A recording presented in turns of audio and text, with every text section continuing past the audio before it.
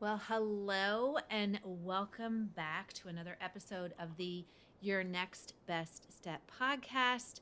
I am your host, Teresa Cantley, and today on the podcast, we have a very special guest who I am going to be spilling the tea about. And my special guest, my very special guest, who we had to go through several sound checks to make sure that his voice was okay, is my husband, Dennis. No middle name, Cantley. No middle. Is that the way you're going to start this? Okay. All right. So, hello, everybody. I am thrilled to be here. Yes, and this is episode 150. Wow. I know. That's like 3 years of doing this.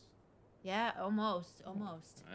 But yeah, this is episode 150, and I thought, what a better person to be on the podcast but my husband, who we have been together for what, 23 years? It's been 100. It's going on 24. It's like 100. No, it's not. Remember, this episode, I'm spilling the tea about you. About me? The whiskey. I'm spilling the whiskey about you. That's better. Okay, yes.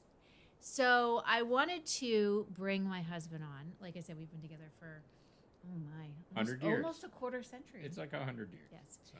And I wanted to bring him on today to just talk about all things, working together from home, because he is now working from home due to COVID, which I'm actually really happy about. Yeah. I initially was happy about it. I'm kidding.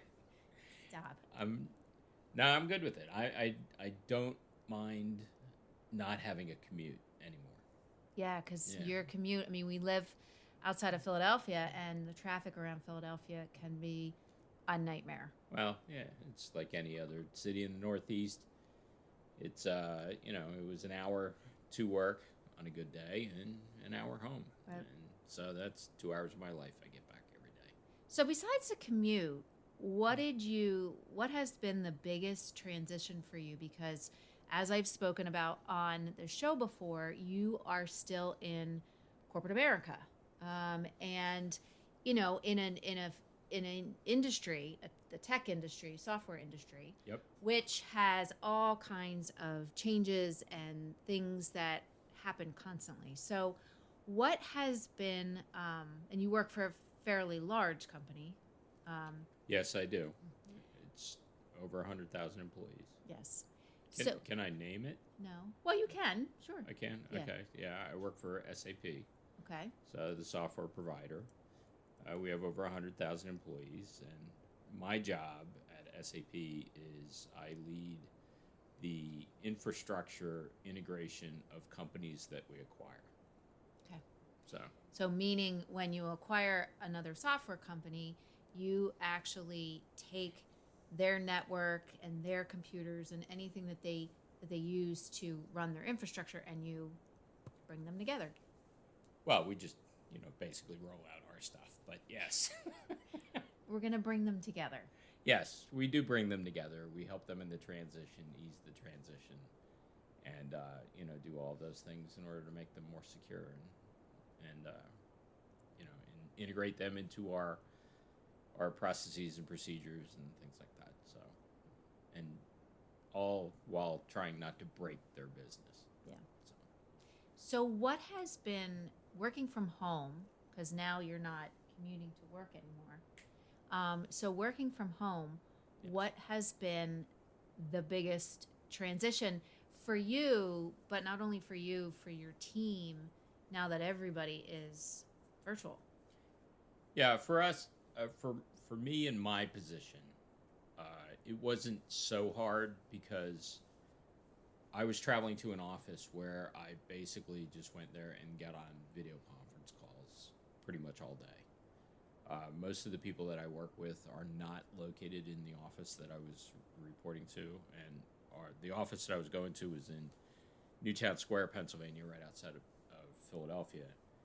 And there's only about 2,500 employees there. I say that so casually. Small office. But And they had the best Christmas parties when they were doing Christmas parties. Yeah, so maybe we'll have one again this year. Yeah. But I would go into the office, and there would be a few people in the office that I would work with, directly from time to time. But 90% or more of the people that I worked with weren't located in our office, so we were on a conference call anyway. So that was the one thing that made the transition for me easier. Um, but the harder part of it was there was travel involved, and all travel stopped, and we're still not traveling at this point. So things that where we used to go to an acquired company and we would have meetings with them face to face, that wasn't done. So that portion of it really hampered us in moving forward as quickly as we had in the past. So the personal interaction is kind of key, especially with all the fears that people in an acquired company have of whether they're going to continue to have a job or anything else. But that was the harder part of it for us. So do you and I know the answer to this, but I'd like you to tell people, what did you do as a team? I don't want to say as a company, but as your with your team, what have you guys done differently to pivot and to also make sure that you're keeping that connection with the people that you're working with the acquired companies, as well as the rest of the team, keeping that connection going so that you can keep projects moving, but also you can all still feel connected? Yeah. So what we did, and I did this very early on, probably within 2 to 3 weeks after they sent us all home the first time in March of 2020, is I set up just a regular meeting on Friday afternoons with some of the guys that I would work with, on a routine basis, because I did have at the time I had 2 other team members that I worked with in Newtown Square. One is left, but just had a regular meeting where we just sat around and shot the shit. I mean, it was basically, for those of you that have children, make sure you put your earbuds in. Sorry. but just kind of just keeping in touch from a personal standpoint, and we've been doing that ever since. So it's and we still do it at this point now. So it's just keep that personal connection, and it's like cameras are on. We can see each other and see where each other's working from home. You have the dogs in the background. Yeah, I have the dogs sleeping in the background. And the one snoring. Yes, exactly. And I've showed, with some of the people that I work with over in Europe, I would show them with the cameras after a meeting or a long series of meetings that I've had, and the dogs are sleeping in the background. And I said, "This is what my dogs think of your meetings." So you put them right to sleep. So. I know. And everybody gets a good laugh. But, some of the people that you talk to, and I told you that, the one guy that you meet with every week, his voice is so calming. So on Monday mornings, I have a meeting, and sometimes it can get a little stressful. And you have a meeting with this guy kind of at the same time. Right. And I sit there, and I purposely will listen to this guy speak, because he kind of just like, I don't know, his voice will put you to sleep too. But oh yeah. We have that problem sometimes. And the topic that you're talking about will put you to sleep too. But his voice is very... all the stuff that I talk about is very interesting. Very. Not really. No. But, so, yeah, like agile transformation. Let's not talking about that. Speaking of transformation, what do you think the big transformation is that you've been through kind of over the past 2 years, over the past year, as far as how you see your role, how you see yourself, and just kind of, what you've learned? Well, I mean, that's a very interesting question, because there's been several transformations that have gone on in the past 2 years that were not just me, but affected me. Mm-hmm. Okay. So one of them was obviously working from home all the time. It's like I have like I mentioned before, those 2 hours a day that I get back that, I start doing things around the house. I can go grocery shopping, instead of taking the hour to drive home. Yes, because from the I office. hate grocery shopping. Yes. She doesn't go grocery shopping at all. No. So. But then, of course, in the middle of all this, there was we were moved from one, manager to another manager, and then there was a manager position open. We got a new direct team manager. So there's always things that are going on. I have a saying about SAP. It said, if you don't like the organization, just wait 6 months; it'll change. But it's just there's been several changes, transformations, those types of things that have happened that were outside of me just, adjusting to working from home all the time, having, that extra time, like I mentioned, being able at lunchtime to, go outside and do whatever, get the mail out of the mailbox, or something like that, and walk the dogs. I mean, the dogs. The dogs are new in the past 2 years, and so all of these things have been changing, that type of thing. We've also been going through one of the key terms in software development, or key methodologies, I guess if you want to talk about it, is agile. So we've learned over the past year how to be agile, and they call meetings now, they're called ceremonies and things like that. So there's this whole different ceremonies. There's a whole different set of terminology out there. So it's Are there participation awards? no, there aren't participation awards. But we're supposed to have a daily stand-up, which we only have like 2 days a week. But and that's where you tell everybody else in 3 minutes or less what you've been doing for the past day or two. So, but this is, there's been some good parts about it and some bad parts, and some adjustment period, and I'm sure there will be more adjustment. So it's a lot of transformations. Well, and I think from my standpoint, I've seen, I hear the conversations, I see what happens. Whereas before, Are you eavesdropping on me? No. So, no. Well, no. Yeah. Just when. Just a little. Just a little.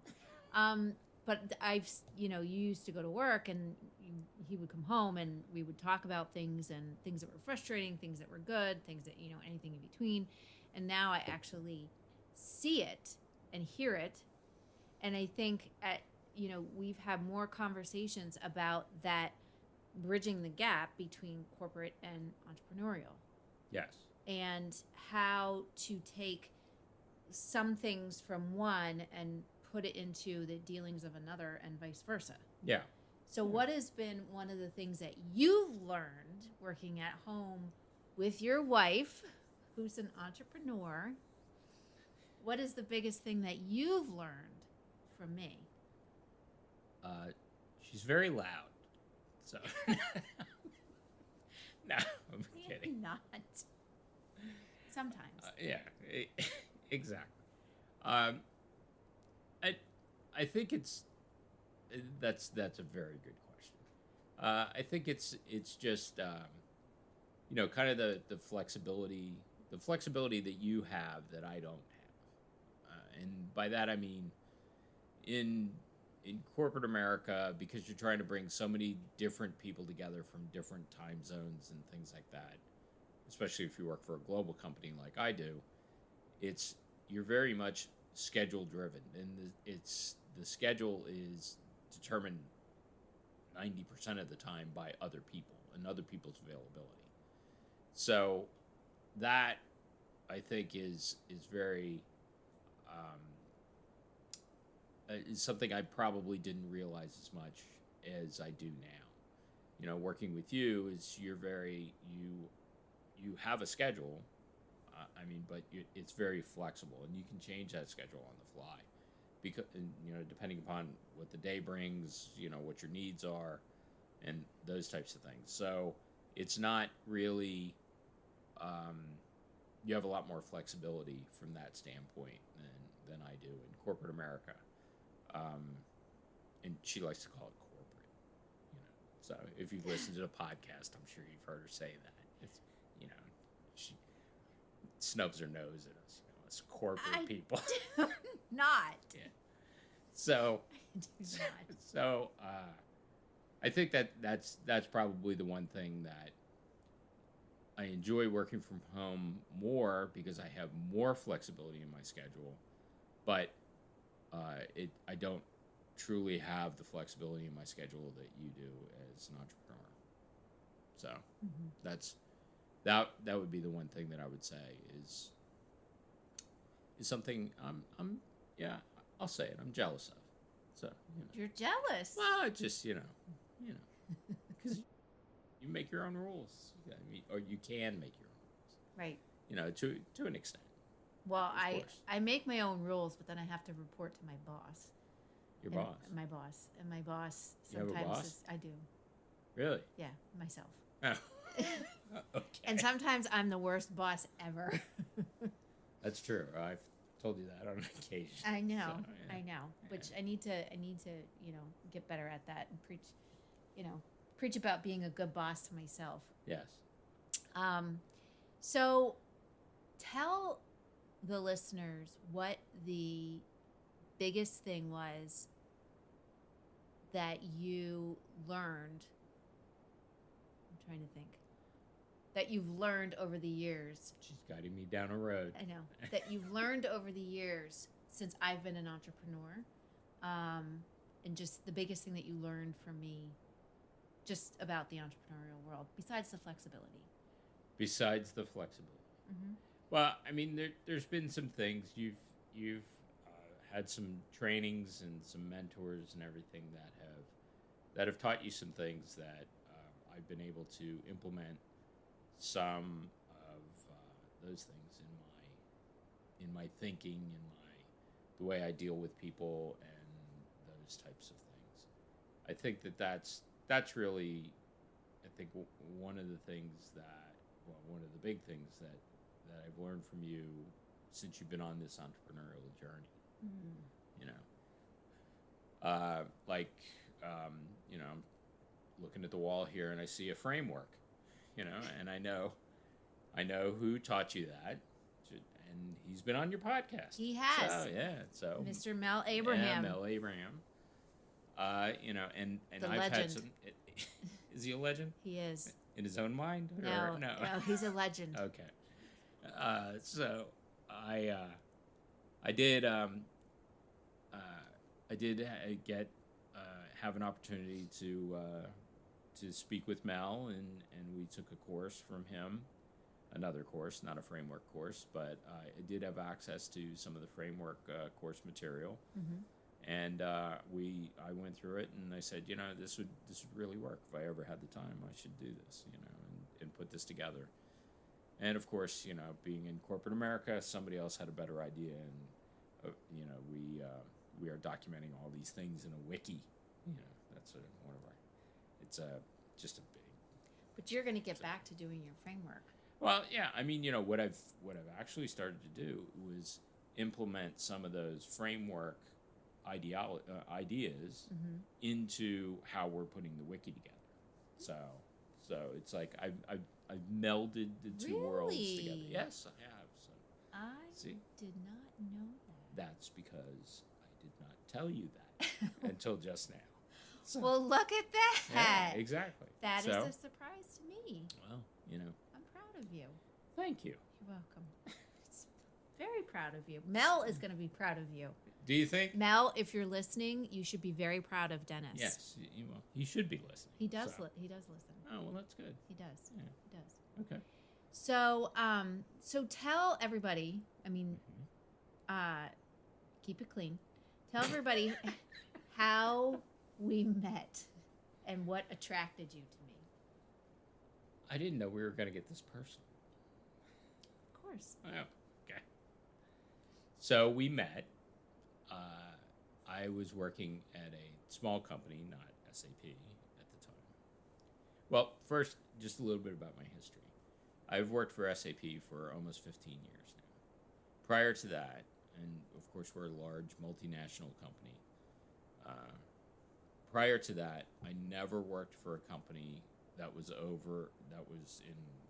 multiple locations for the most part, or that was over maybe 150 employees. So, so imagine the culture shock going to a company who, you think you're in their headquarters, which I do work out of the North American headquarters, but then you find out that there's a global headquarters that's in Germany. So, Yeah. anyways. But so I was working at a small insurance brokerage firm, and we were hiring an administrative assistant. So, and by we, I mean the company. This person was not going to work for me, but they wanted me to interview the candidates for the job to see if they had, the IT skills necessary for the position that they were interviewing for. So we interviewed a few people, and then we happened upon a Miss Teresa Galetta at the time, Mm-hmm. and she came in and she interviewed, and then they said, "Okay, Dennis, we want you to meet Teresa." And I said, "Okay," and then I went into the room and asked her a few questions, and she got a little nervous, and she cursed. Dropped She- the F-bomb. She did. Well, I wasn't gonna say that. You said to keep it clean.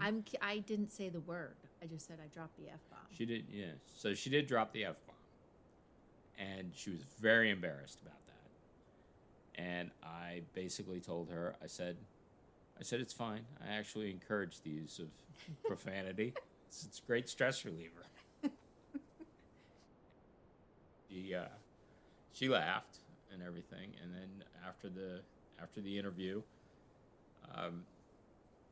what turned out to be her boss, the position that she was interviewing for, said, "Well, what did you think?" And I said, "Well, she dropped the F-bomb in the interview."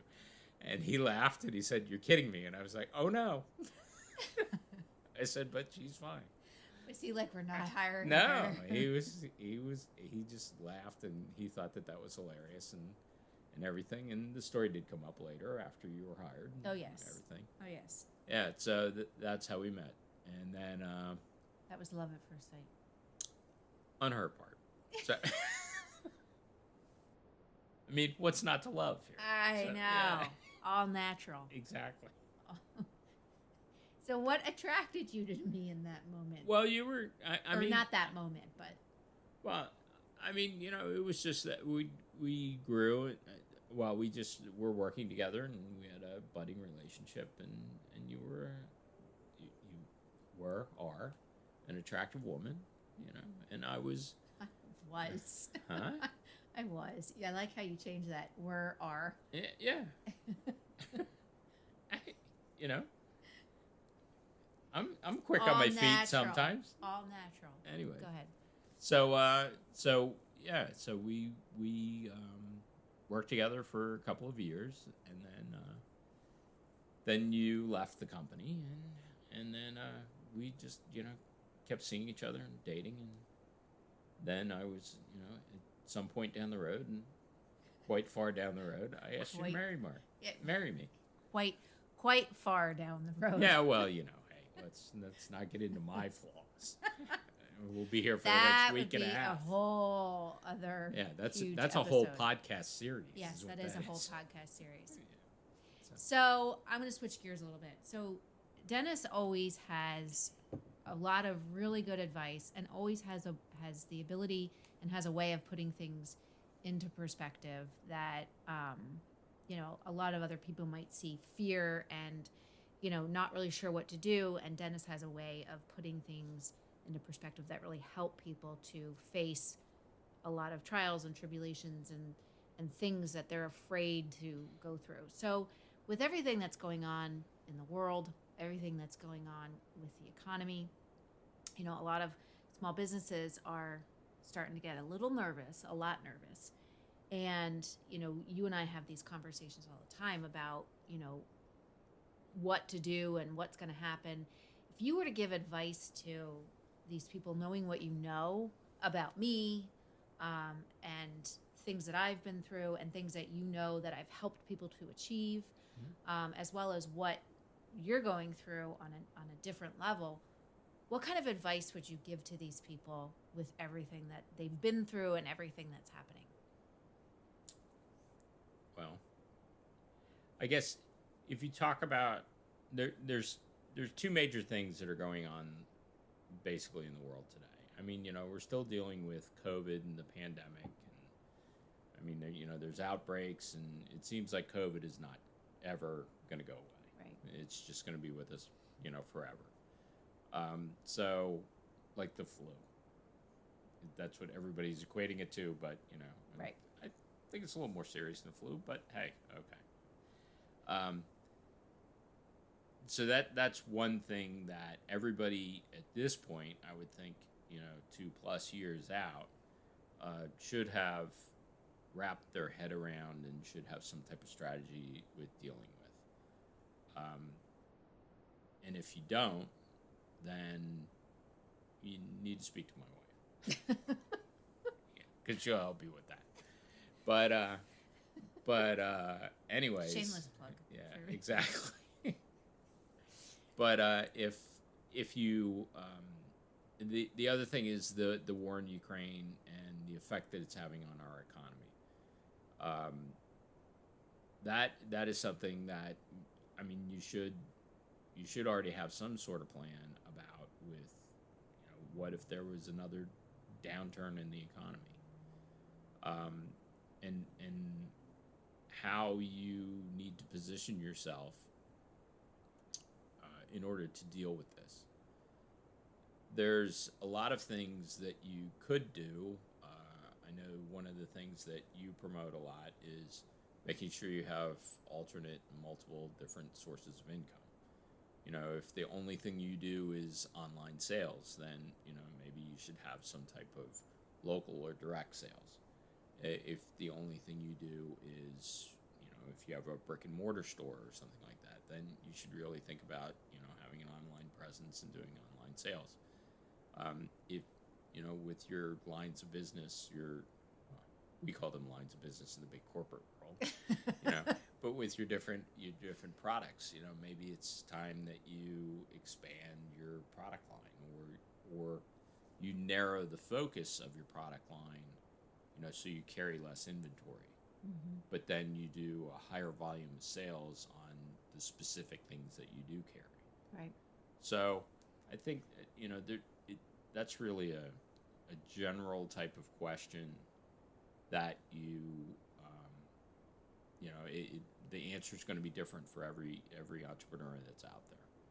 But those are the types of things, in my perspective, that you should just kind of have running through your head, and and get a plan to execute something on that line.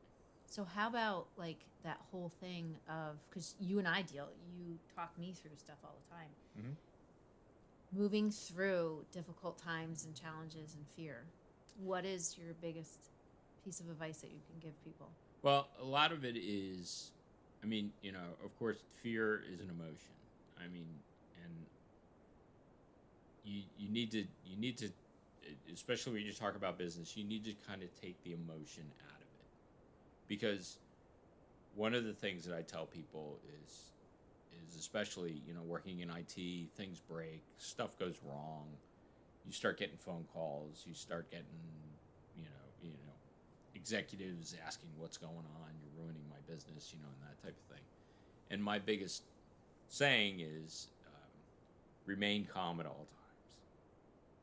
Because it's when you start to get, anxious or anything else, that's when you start to make mistakes, and that's when you start to make the problem worse. Mm-hmm.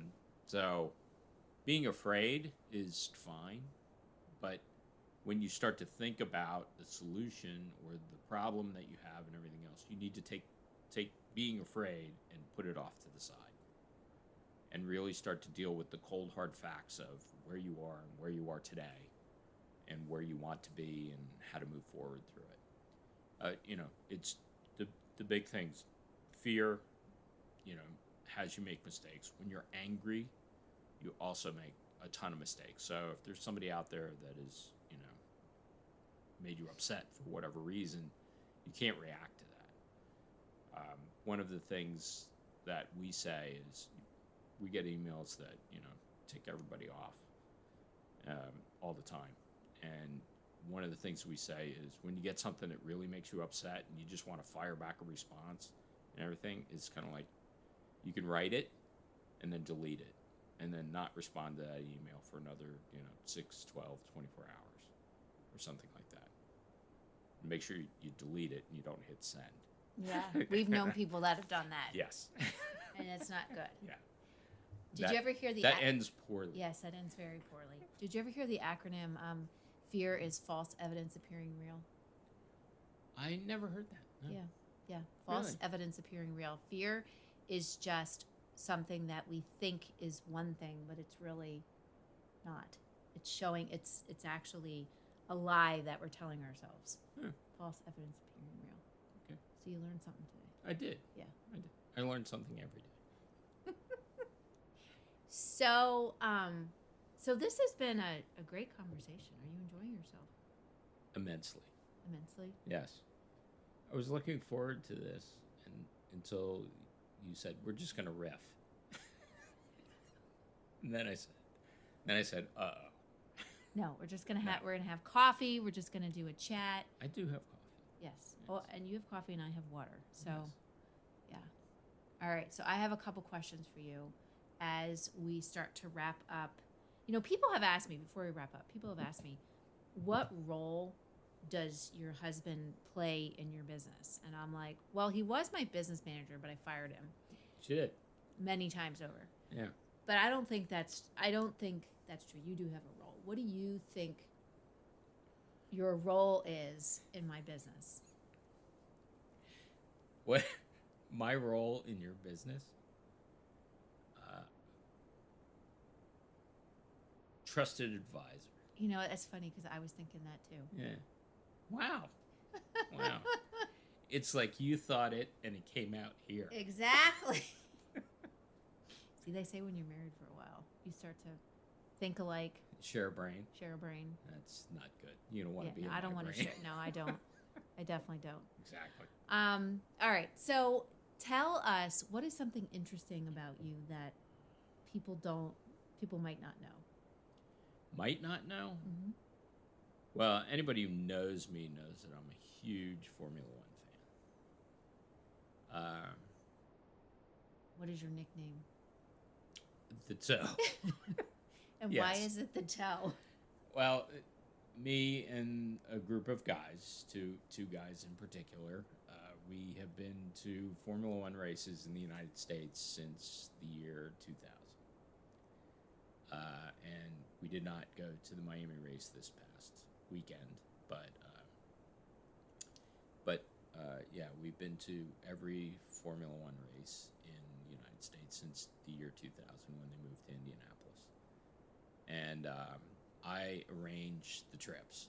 So I get the tickets, everybody now, since we go to Austin, everybody gets their plane fare, but I used to get the RV when we drove out to Indianapolis, and the food and everything else. And they always would ask me. They would be like, "Okay, so what are we doing today?" And then one day, they come up with the nickname that I'm the toe, because I make sure that everything's set and all that, and then we go and we have a good time. Just like the big toe. Just like Sergeant Hulka and Stripes. Yes. It's the big toe. Without a big toe, you can't walk. Yeah. So, yeah, exactly. So what else is something interesting that people might not know about you? I don't know. Well, I've been working in the IT industry for 40 years. So that's something that people don't realize. One other thing is I was on the internet before it was the internet. So I was back before the internet was made public to everybody. It was It was the ARPANET, the Advanced Research Projects Administration Network. Hmm. So I had an ARPANET email address. I did. Interesting. I don't know what it was. I can't remember. That was too long ago. So, anyways. But yeah. So I've been on the internet since the late 80s. Okay. Wow. Late 80s. Yeah. So, Huh. yeah. What do you miss about the 80s? Nothing. Your OP shorts? No. What? OP shorts? Your OP shorts. No. I don't really miss much about the 80s. I love the 80s. We had this conversation the other day. Yes, we did. Yeah. So, and the other thing people might not know is Dennis is extremely emotional. Why do you say that? You are. Oh. We don't want to get into that. Everybody that knows him, they all think he's like this big giant teddy bear. It always makes people feel calm and feel good. I try. Yeah. Okay. So. You succeed. Oh, thank you. And the dogs It's very sweet of you. and the doggies love you. Yeah, they've grown accustomed to me. So. All right, so one more question. You Just probably- one more? I thought you had a whole series. You're probably gonna hate me for this. Oh. One more question. Can I refuse to answer this question? Sure. I ask everybody. I ask every person that I interview. I ask this question. Okay. What are you most grateful for? What am I most grateful for? Yeah. Oh, it's my lovely wife. I'm very grateful for her. Oh, sweet. So I'm a hard person to live with. Just ask her. And she has, stuck with me by my side. So I'm very grateful for that. Oh, thanks, honey. You're welcome. You're so See? Bonus points. nice. Stop. All right. Well, this was a great episode, and I hope that everyone enjoyed meeting my husband and me spilling the whiskey on him, on some things about him. And hopefully you got some insight as to, I know a lot of people are transitioning from working in an office to working from home to even, with the Great Resignation, changing jobs. So hopefully you've gotten some insights from him as to some of the things that he's been through, but also how to deal with certain situations that come up that might not be things that we want to deal with, but we need to deal with them anyway. So is there any last words of advice or anything you want to say? No, I thank you for having me on your podcast. Finally. What? Hey. And, if you'd like to have me on in the future, I think we're going to do coffee. I'm right down the hall. I know. I don't have to go far. I think we're going to have coffee with Claudio that was on the podcast before. Really? So you, me, and Claudio will have coffee. Coffee with Dennis and Claudio. Oh, God knows where that's going to lead. So we are both very good friends with Claudio, and Claudio was on several episodes ago. So maybe we'll have to have him back for an afternoon chat. I know. Like I said. He told me. He said, "Just give me warning so I can wear the right stuff this time." I was like, "Okay," because we'll be on video next time. Oh, we will? Yes. Oh. Yes. Doing video podcasts? Doing now? video. We're do both video and audio. Oh my gosh. So, Then I'll have to shave.